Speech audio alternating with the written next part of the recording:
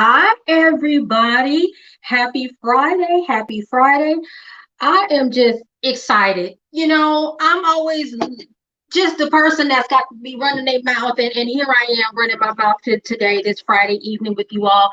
If you don't know who I am, it's entirely possible that you don't. My name is Nicole D. Vick, and I am an author, public health professional, civic leader, all sorts of things. I'm a mom, and I'm really happy to be here with you tonight. Tonight, I want to talk to you about lifting as we climb. This month is Women's History Month, and because I'm a Black woman, this is Black Women's History Month as far as I'm concerned. And I have really been lucky in my life to have women of all races, all ages, different generations, all walks of life really pour into me. And I want to take this opportunity to talk with two of the great friends that I have about their journey as a woman, as a Black woman, and what they think of when they think of lifting as we climb. I just want to give you some background. I have to read it because I ain't that good. I ain't that good memorizing anything. But the lifting as we climb phrase actually comes from somewhere. Someone said this term, and let me give you some background on it. This quote is from Mary Church Terrell, who was an advocate for racial and gender justice, especially for the rights and opportunities for African American women. And my co-host today, Nomsa reminded me that she is also a member of Delta Sigma Theta sorority. So I got to put that in there because she said, don't forget, honey, she is a Delta. So let me read the entire phrase from where this quote comes from. It goes like this. And so, lifting as we climb, onward and upward we go, struggling and striving, and hoping that the buds and blossoms of our desires will burst into glorious fruition ere long. With courage, born of success achieved in the past, with a keen sense of the responsibility which we shall continue to assume, we look forward to a future large with promise and hope, seeking no favors because of our color, boom, nor patronage because of our needs. We knock at the bar of justice, asking an equal chance. Y'all, that me reading that out loud, I shouldn't be crying this early in the thing, but that spoke to me. That is amazing. And I think it really speaks to why I hold that phrase so close to my heart. So we're going to talk about that today because that we done got into something already, and it's what, 5 minutes in. Let me bring in my two good, great guests and friends. Dr. Nomsa Kalfani, y'all know her because she's just amazing. She is a great friend of mine.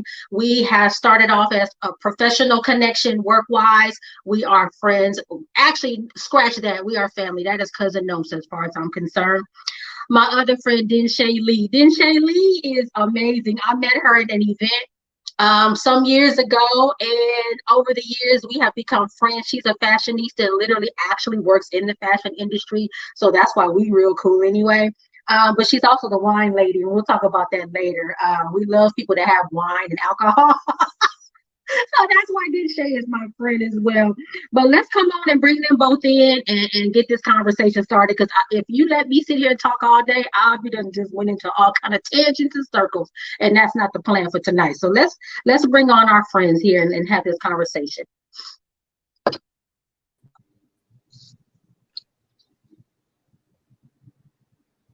Hey, y'all. Hey. I'm here and almost have myself crying in the first 3 minutes reading this quote from Mary Church Terrell about lifting as we climb. And I'm like, why? That really like hit me in my heart. And plus I was reading it like I was in a theater class.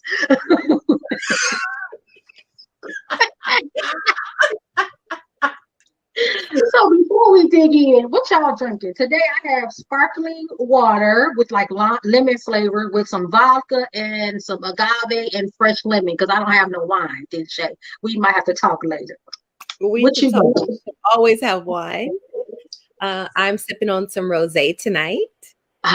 This is a rosé that is made by the LVE winery that is John Legend.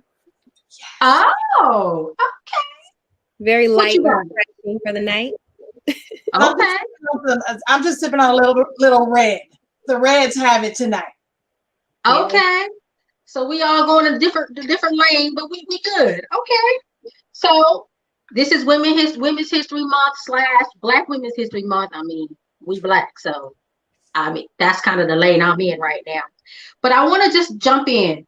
One word, in one word, tell me, what does being a Black woman mean to you and why you chose that word? Then Shay, since you're the newbie, you go first. Okay, so to me, the word is goddess. And the reason I choose the word goddess is because when you think of a goddess, you think of somebody who's a ruler, you think of somebody who is also exemplifies just everything that is peace, that's nurturing, that's power. And that's what Black women are. They're all of those things rolled into one, and you have to like bow down to them. Yes, I like that. I don't know how I can top that. No, so I'm gonna let you go next because I don't think I can't do it. So I may not top it, but word that comes for me is life. And whether you physically bring life into the world, Black women give life to everything. Yeah. Families, work, our dreams, how we engage, our friendships, right? And so we give life to everything. So that's the word that comes up for me. And it's beyond just bringing human life. It's not about that. It's really the life we give to everything we touch. Mm-hmm. I love that. I love that. And to piggyback on yours, I think for me, because I hadn't thought about this in advance, I never do. I want to use light. So God is light and light. This whole idea of being the light, and I think that is also something that we embody. And hopefully, this conversation tonight about lifting as we climb will bring some more insight into that, because I think literally lighting the path for someone else, I think is something that we also do and need to do more of for our sisters that are making their way, whatever journey they're on, literally doing more and being more intentional about creating that path. And so another basic question, just to get us warmed up. Women's History Month, what does it mean to you? Have y'all been doing anything special? Y'all got a candle, a tree? Did you go caroling? Like, what do we do? I got my t-shirt on, Queen, but there's something special about Women's History Month that you do? Just curious. Or should we start doing? Well, you know what? I feel like I support, love, touch women 365, right? But Yeah. I appreciate having a month that we can highlight, right? We have a month, you have International Women's Day thrown in there. It's Black Women's Day for me every day. But I use this month to highlight women, right? To highlight women that I feel like have touched me in a certain way. If there is a quote that I feel like will uplift another woman, I'm posting those. But it's really about giving women permission to just be everything, right? And so I posted something on LinkedIn. That's probably where the majority of it shows up. And it talked about, keep being I'm going to see if I can find it really quick. But the thing that I really loved about that is that we just keep going, right? We keep taking up space. We keep showing up at the table, even if it means bringing our own folding chair, but showing up and using our voice, right? And not letting the world and people and mansplaining shut us down. But really claim it and own it. And so I love we get a month where there's a month to do that.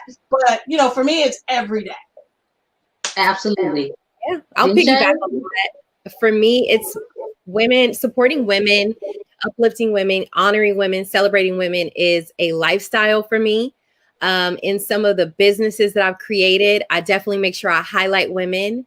And what I tried to do during this month, don't necessarily post anything on social media, but behind the scenes, I try to actually really support and buy from women. So everything from my skincare, I'll make sure I support that local woman and just buy her whatever it is, her acne kit or her face mask, my body wash, instead of going to Target, instead of going these different places. I actually put my dollars where my mouth is during Women's Month and let women know I'm not going to, TJ Maxx to get my candles. I'm coming to this month at least. I mean, I do it all the time throughout the year, but in March, I really, really focus on it. Anything that it is that I want to buy, I try to buy it from a woman.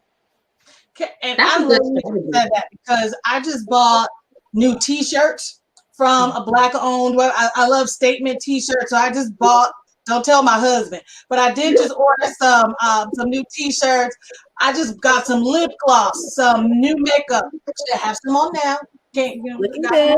But it's like, again, doing exactly what you said. How do we continue to invest and support and elevate melanin voices? Sorry, Nicole, I just had to throw that in there.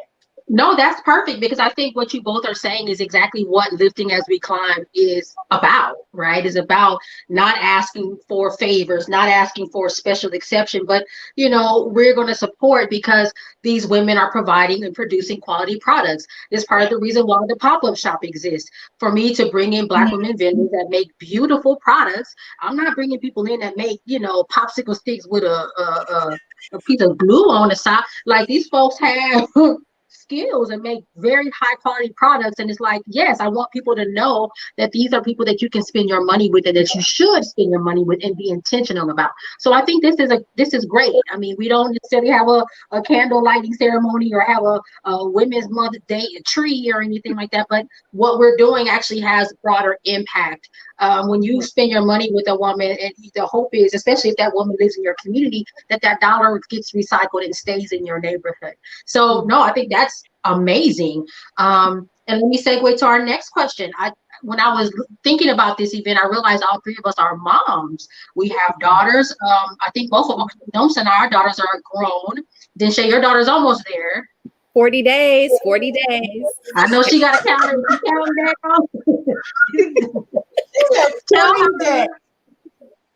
Tell her to enjoy her last 40 days, because when she becomes an adult, you gotta start paying for stuff, and then it's not fun anymore, but you can't go back. So just tell her to. This is it, boo. So my question is, what is your wish for their futures in this society? They are going to be Black women navigating through a world that is very patriarchal, very misogynistic. We got all kind of stuff going on. What is your wish for them moving forward? I mean, for me, it's that she would show up in the world unapologetic. I think that what I have been experiencing with her in the last few years is that a lot of times there's this pressure to be something that you think other people will accept. Whether that's, you go to school to become a nurse or you become a teacher, and like, what does that look like? And even the fact that I've invested so much in her dance career, and now to see her transition into like makeup and beauty, I just want to see her show up unapologetic, and I want her to really take ownership of that and say, you can build an empire. Like, you do this, you're naturally talented. If you go and you surround yourself with experts and you go to school and you get that education, this can turn into a skincare line. This can turn into a makeup collection. This can turn into your own beauty school where you're eventually, having students come to you and learning how to do makeup and cosmetology from you. So I really, really, really hope that she sees me making my moves in the world, kind of trying to shatter that glass ceiling. I'm right there. And I hope that she would do the same thing and kind of just show up unapologetic. Yeah. Nomsa? I love that. I will say I have just always wanted Mayanna to be true to Mayanna, true to herself, not to compromise, not to settle, and that she can be whatever she wants to be, and she gets to create that path. And sometimes though, I feel like our girls look to us and sometimes some of the self-doubt comes into play because it's like, am I going to be like my mom, right? Am I going to be as good? Or they don't want to let us down. And so the other message I've also tried to make sure she takes in is it's not about being me. It is being her and to create her path, her way, right? And I support whatever it is, you know what I mean? But it's like, I don't want her to create this unrealistic, these goals, right? That sets you up. It's like, you just need to be you and we will get there however we need to get there. And the path may not have started or ended the way we thought, but whatever we need to do to get there, we're going to get there. But just be who you are at all times. Mm-hmm. Yeah, absolutely. I think often too for our young Black girls, like you said, they feel this pressure to perform and to follow this particular path. And I think for me, even with my daughters, like, it's okay. You might go this way and then come back around and end up going around the corner, come back again, and then go in a direction because she's doing the makeup and beauty thing. And then thought she wanted to do something else and went down that road, came back. I'm like, girl, as long as you figure it out, please do figure it out at some point. Because and not so much because I feel like you just need to figure it out, but it's like, as a mom and a single mom, I know that my days are numbered. I'm not here forever, and I want her to be able to take care of herself, even though she tells me I will never die. I'm like, no, I think at some point I'm gonna be ready to go anyway. So yeah. I still want to be the experience of not be lost and not feel like, oh, what do I do now because my mama not here. So yeah, I think that sounds like we're some great moms. I think we need the Mom of the Year award. I think like we got it all figured out for these kids, and I'm just glad that. And I'll say this, I'm glad that at least for my daughter, she honestly does feel like you all are her aunties. Like she'll be like, yeah, I was talking to this today, or yeah, Nomsa said this. And I often tell her, ask. And again, that goes back to lifting as we climb. I said, ask them. They may have some insight for you that may be helpful to you. So I think that's a great thing. I definitely do see Andrea as like part of my family, part of my community. And when I do see her post things, I try to interact with her. When we were able to do things in person, I definitely try to ask her, like, how are you? Not as like being Nicole's daughter, but just being somebody, a woman in my community that, I want to see you succeed. And what are you into? What are you up to? What are you, what you doing these days? Exactly. Yeah, that's my niece. No matter, that is my niece. I mean, take it back some years ago. I thought I was gonna have to put some Vaseline on my face and put my hair in a ponytail. Back in the day. So yeah, that is my niece, and I will be there for her no matter what. But that's my girl. Yeah, I remember that. Now that I had forgotten about that day. When you said that, we had to, that was a while ago, but we had to jump in the car, didn't you? I don't know if you know that story. We had to jump in the car and go get Andrea because somebody had said something crazy. It was a mess. That's a whole other conversation for another day, but yes, Nomsa was there.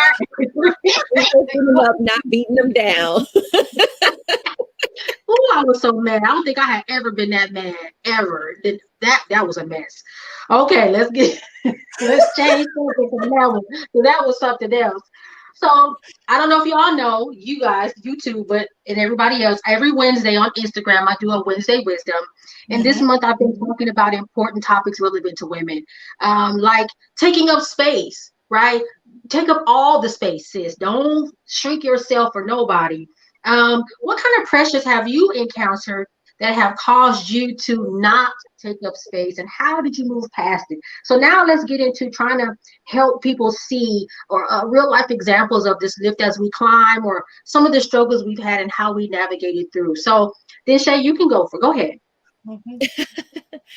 Okay. So, I mean, for me, being that in the world of fashion and being in the back end of that thing, where I am orchestrating the actual manufacturing, the supply chain, I have definitely been told things like I'm aggressive, rather than assertive. aggressive, a lot of comments that would make me try to, shrink myself a bit. I have been told I'm intimidating. A lot of comments that it's like, well, if I were a white person or if I were a male, I don't think that you would interact with me this way. I'm the boss. Like, I'm the director. I'm in a role of authority, and that's why I take a position of authority. But there have been times where I, shied away from certain things. And like even being in a new role with a new company, same kind of role, but a new company, I was like, let me take a step back and let me see how things are done. But then I can't. People realize that I know what I know and I do what I do. And then they're asking me, well, can you take on this? And can you take on that? And I'm like, I sure can. Put the money in my hand and I sure will. And so it's like shrinking myself doesn't even work. You try to shrink yourself and people are like, well, what's that bright light over there? Like, what's going on over there? What you know over there? Bring that. We need that. And then you have to come up and show up as yourself, and you have to take up all the space. You have to show up with all the knowledge. You have to be like, I got this. You do have to set boundaries, but you definitely trying to shrink yourself.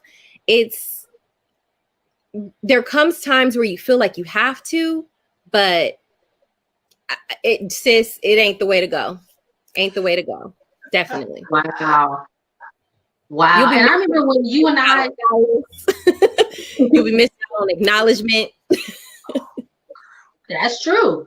And I remember when you first talked to me about what you do, I was like, wow. I'm on the other side. I go buy the clothes, put them on. And I'm like, yes. I don't know the whole process of everything that happens behind there. And just to hear you talk with such knowledge and authority about what it is that you do, you can tell when somebody is proficient and an expert in their field. And I'm like, this child, she know what she's doing. So it's like, it's amazing to hear, because again, we don't often get the backstory of all the kinds of careers and things that people do. So I'm always amazed to hear your stories about that. That's why we got to go back to go start walking again, because I'm sure I'd have missed out on some stuff that didn't happen. But yeah, I mean, that whole temptation of, well, let me just be quiet because people are perceiving me a certain way, that can be very damaging. And it's often hard to decide, well, do I just go on and be me and just take that risk, or do I be quiet and lose out on opportunity? And I think it sounds like you were like, nah, we gonna push forward, we gonna push through and make this happen. So okay, cool. Nomsa, because I know Nomsa got some stories. Let's hear it. I definitely don't know how to be quiet, but I found what it resonated with me. It's in line with what was just said. To the women who are told that they are too aggressive, keep being assertive. Too bossy, keep leading. Too direct, keep asking questions. Too difficult, keep telling the truth. Too much, keep taking up space. Too ambitious, keep dreaming big. Yes. So I've heard all of that. I've been told I was too aggressive. I've been told I was bossy. I'm too direct. I'm too much. Yes, I can be too much. Too direct. And I've always struggled with reconciling that, because then I felt like, well, then I'm not being me.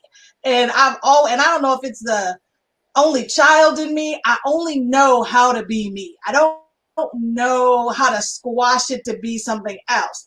And because I've struggled with that, it's like you then have to figure out how to navigate. So I did over time in my career have to figure out how to navigate with balance, right? So it's like still being able to say my truth or to speak up and share what's on my mind, but in a way that I could be heard. So that was then became my mission, was that let me learn how to do this so that they can hear me and not just push it away, or let me say it and we move on to the other thing, right? So it's like, how do I at least say it where if nothing else changed, they heard it, and maybe somewhere down the line I'd be like, oh, okay, wait a minute. but at least in the moment, it's not me trying to think about, should I say this? Should I not say this? You know, and there's times I know I can say something, and on the other end, some people might say it's harsh, but it's true. It's not like it's a lie. I pick it up. It's true.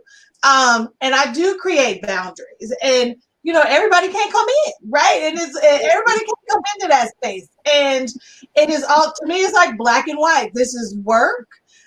We can engage, but then there's limits, because then I never want anybody to use something against me as I'm trying to move us forward. And some people don't understand the boundaries that we have to create, especially as you move up, right? Yeah. So things you get to do as a coordinator, you don't get to do when you're a director, right? Mm-hmm. Or a chief, or, you know, or the relationships change, how you see what's happening change, and everybody don't get to go with you. Yeah, that's true. I mean, you're right about that one. That was very true. Very true.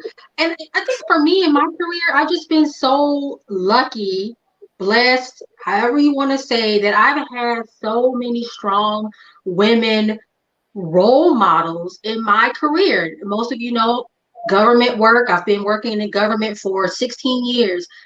And almost all of my supervisors, actually, no, all of them have been women. A good number of them have been Black women. And they have, in some way or another, taken me under their wing, have pushed me past what I thought I could do. And a lot of them are still mentors, Facebook friends. I can text them and say, oh, my goodness, I don't know what to do about this thing. What do you think? And it's just been a really fulfilling experience for me. So I don't think I have ever had the experience where I felt like I couldn't say what I wanted to say. There have been microaggressions being nicknamed when nobody calls me Nikki, but somebody decides to call me Nikki. Like literally, there's nobody has ever said Nikki anywhere, but this one random white man will be like, yeah, Nikki. And I'm like, sir, and I'll have to say, sir, my name is Nicole. Oh, yeah, okay, yeah.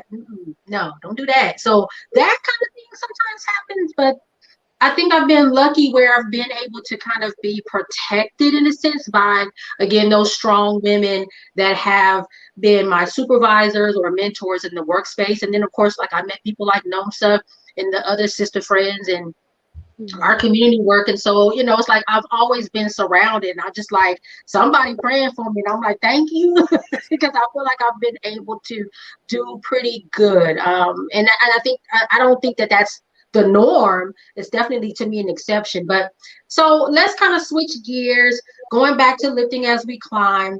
I think, and let's see what y'all think. I think this idea of lifting as we climb is mandatory. It is mandatory for Black women specifically to always be looking out for the newbie, the girl that's confused, the young lady that needs some help. It is not, optional for us. That we need to think of this as a requirement as professionals, as elders. I'm gonna say we elders. We not that old, but I feel like we old enough where we know something and we can help somebody. I think it's a mandatory thing. So let me see here. Let me ask y'all this. I have 3 questions. So first, I want to ask you: do you agree that that's mandatory? Is that optional? But I don't feel like helping nobody. It's all about me. What do y'all think about that? Is it? It's mandatory. It's mandatory. I mean, in my industry, you don't see a lot of us.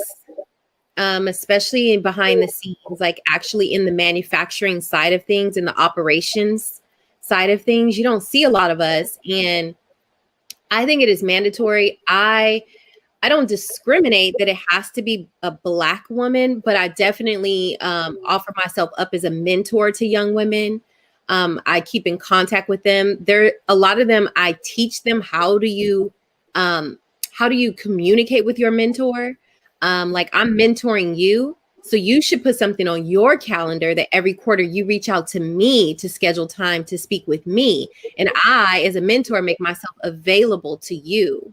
And it's reciprocal. It's not always you coming to me needing something. It's also that I come to you and I'm asking you, like, what's going on in your generation of things? How are you navigating the workspace? So for me, it's not just Black women, although I'm very proud to say I have a lot of Black women on my team right now. Yes. But I think it's all women. And when I do see a young Black woman, there's young pattern makers, and I'm like, let me link you with another Black woman pattern maker so you can now have a mentor. And this is how you engage with your mentor. This is how you keep up with her so that she, she's ready to pour into you, but it's your job to keep up with her. She's not going to be looking for you. You got to do the work. That's right. All right, Nomsa, your turn. Mandatory or not? Yes, I'm always open when folks reach out to me, right? So if I've presented at a conference or at a webinar or I'm at a meeting, I've had young women come to me afterwards or through emails and messaging. So I'm always open to talk to them about how to think about something.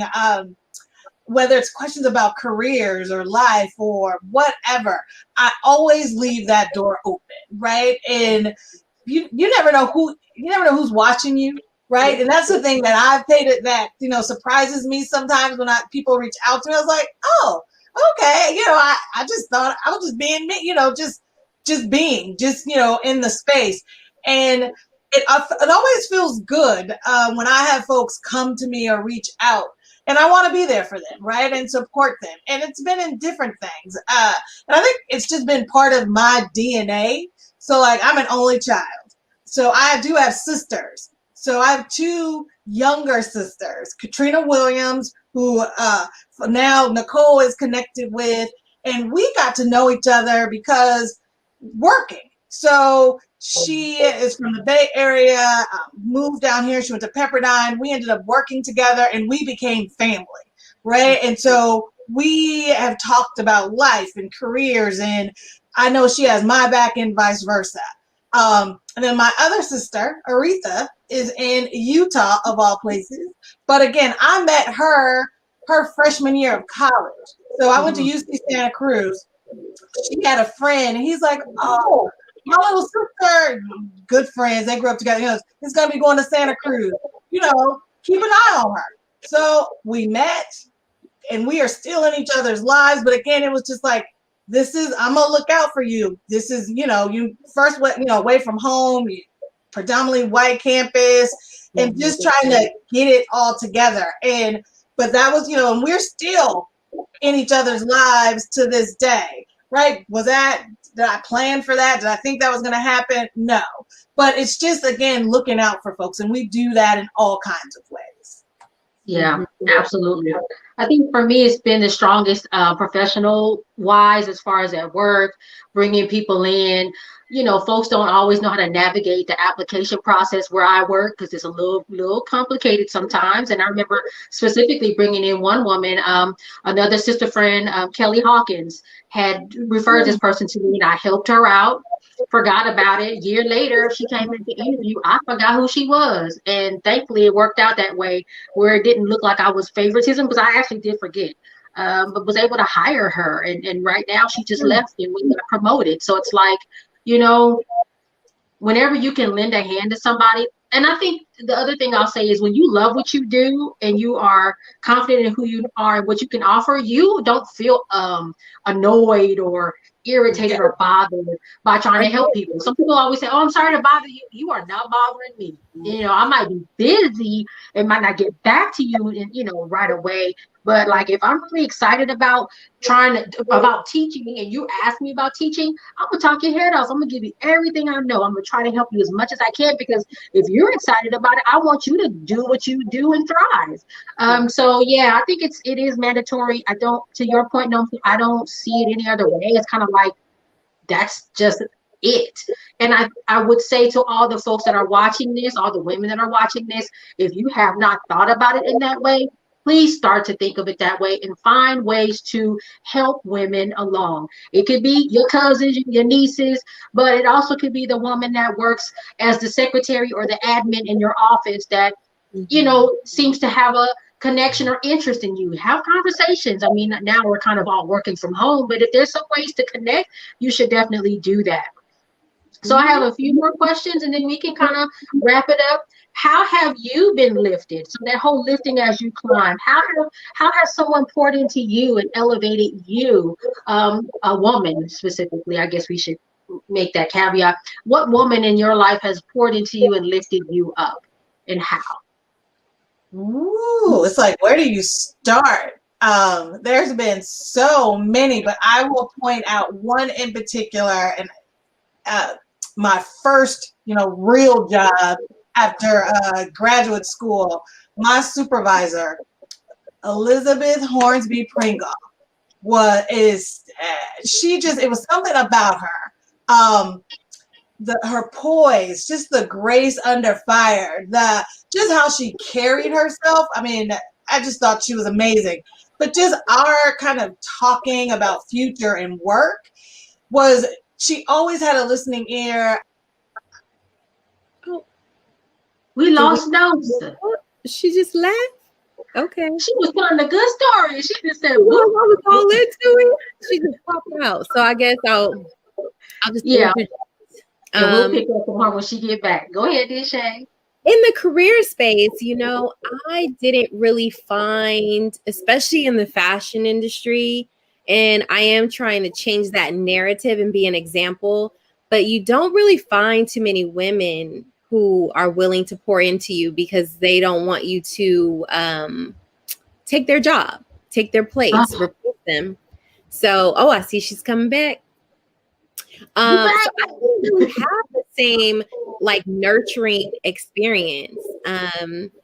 But when it comes to outside of that, I did have it in my family. I had grandmothers. And then when you kind of outgrew the knowledge that they could pour into you, then it became aunties and cousins.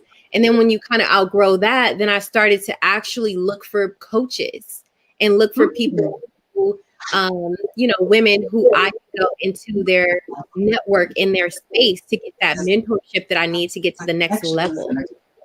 So my journey has been a little bit different. Definitely when it comes to things with my career, most of it right now has come from talking with a coach. I remember recently, maybe a couple years ago, asking a VP that's in the same space that I'm in, how do I get to the executive level? How do I get from director to vice president?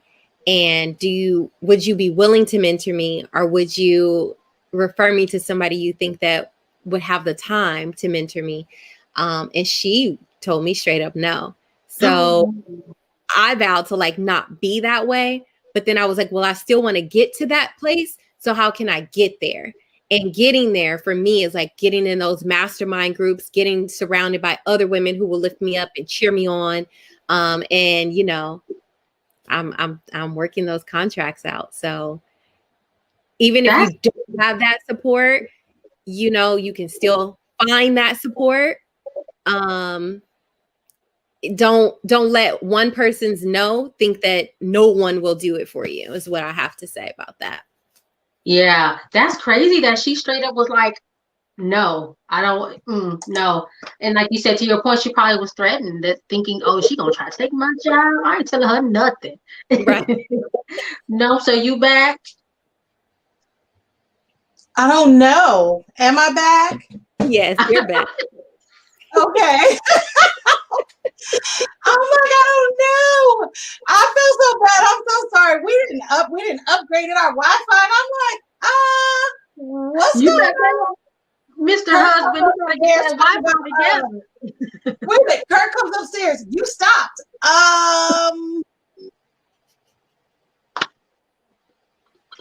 He said, I guess maybe I need to turn some stuff off. Maybe.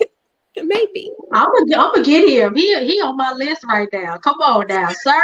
Put it together. So he know you on the Wi-Fi. He trying to mess you up. Okay, can you finish your story? Did she freeze again? Girl. No, okay. Who was I? Are you What back talking now? about? You was I don't know. you was talking about your first supervisor. Oh, okay. That's right. I mean, I was wrapping it up, but really it was just like I appreciated the time she gave me, right? It was never, Nicole, stop laughing at me. She was never too busy to talk to me. She was never too busy to give advice. And so that is something I felt like I wanted to give back to others. So that stayed with me. Yeah. Yeah, I agree. I have a supervisor, Dr. King. You know her, Nomsa, Dr. Jan Yeah. King. I was just amazed. She's a physician. She's bilingual. She's a mom. She came in as a leader in our at my job, and again, I really took to her. I think everybody else was afraid of her for some reason. I think because she was very assertive, but I was like, no, this is cool. Like, yeah. And so, like, by the time I left, I think we really had a mutual respect for each other. She would reach out, ask my thoughts on certain things in work. I would ask for certain things, and I would be granted the privilege of doing certain things, fellowships, going to meetings on her behalf. I feel like she really helped me grow professionally to the place where I am today. So I really have a lot of respect for her.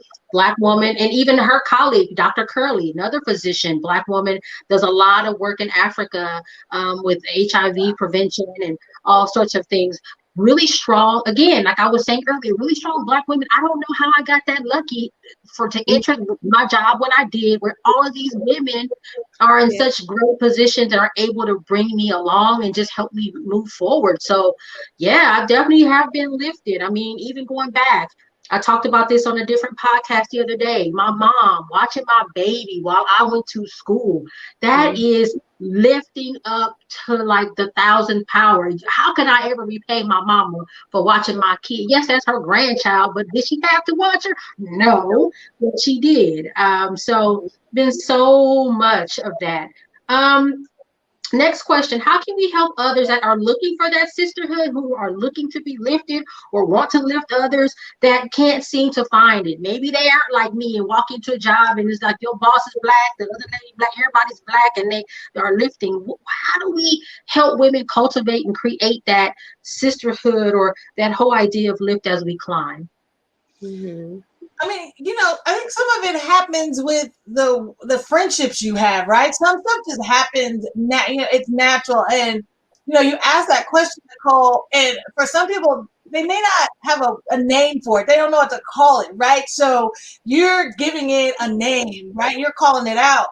But I think so many of us do it. We're doing it every day with our circle of friends anyway, without even realizing. And I think, the myth that exists is that, Black women, we don't support each other. We fighting over a man, we fighting over a bag, we fighting over, what I'm saying? It's like, if you let the images on, let the images on these reality shows be how you see Black women, that's the wrong message. That's the wrong portrayal, right? So because, like, I think of our sister, our group of girlfriends, right? We all met through work, and that and those friendships, and we all weren't all connected together at the same time, right? So like me, you, and Sonia, but then you had a whole other friendship with Jamila.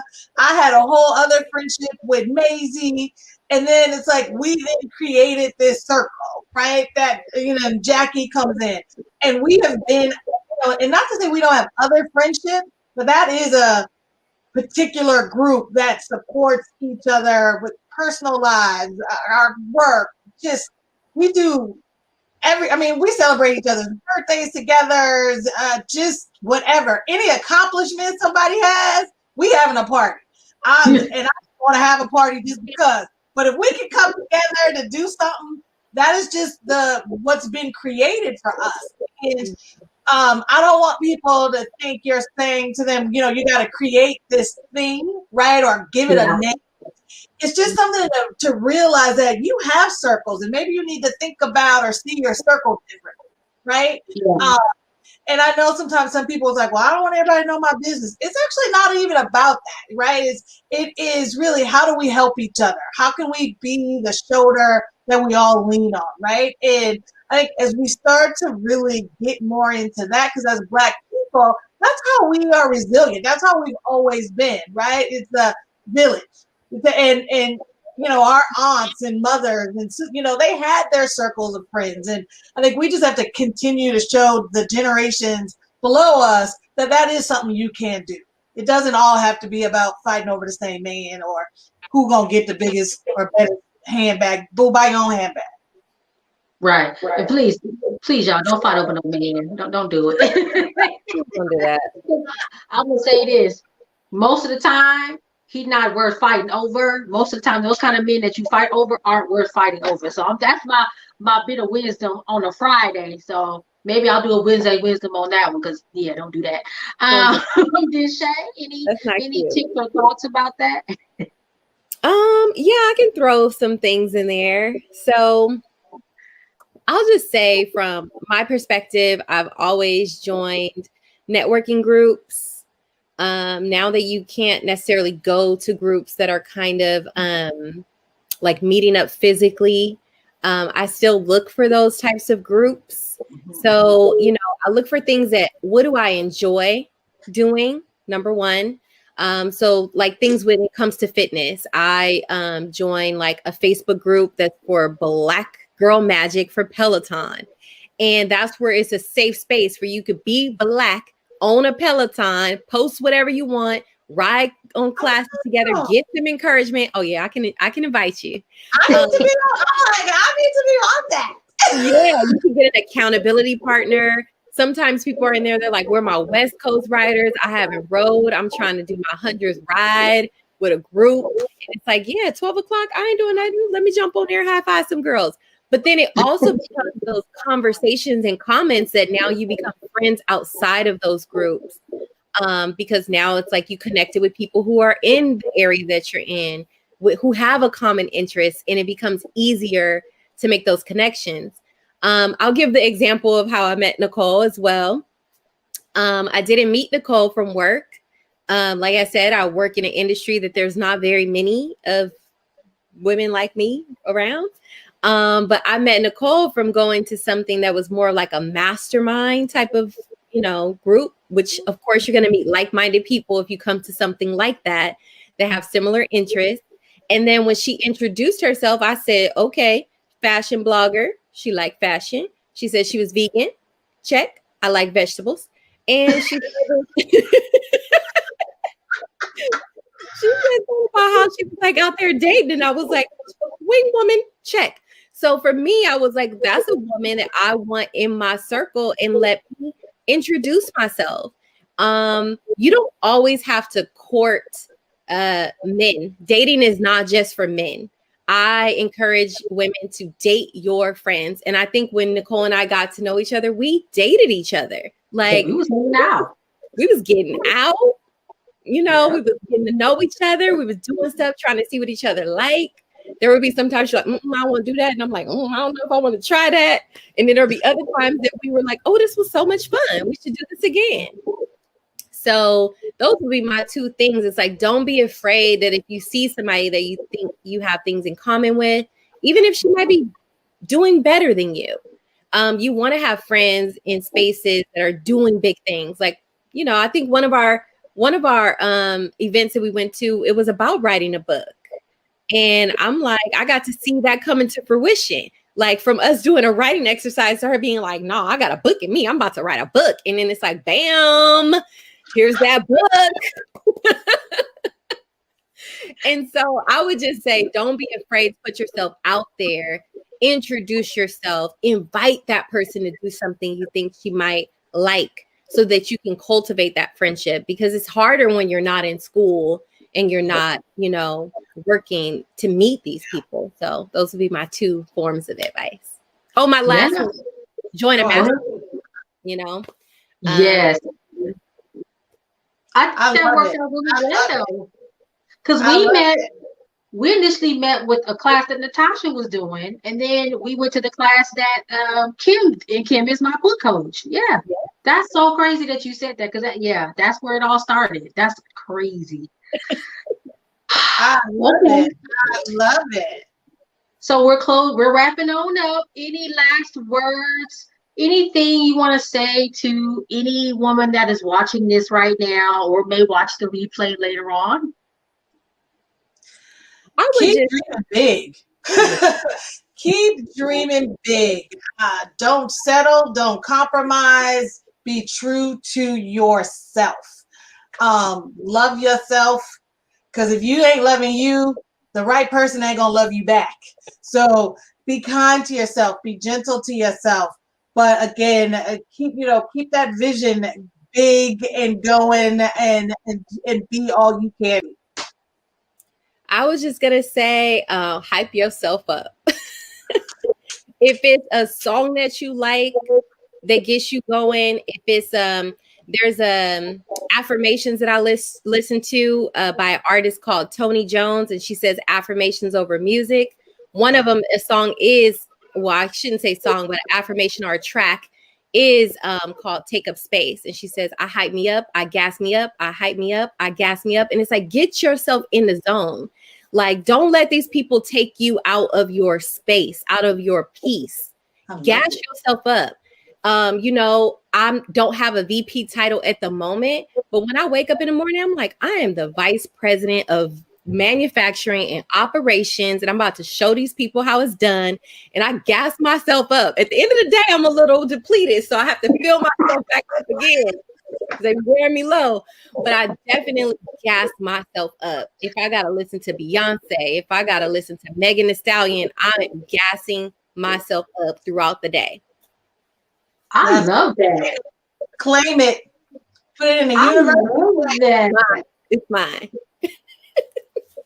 That is so awesome. You want to give us the name of the affirmation so I can put that into the comments or the notes? Because I'm like, I've never heard of that before. Okay. Definitely will.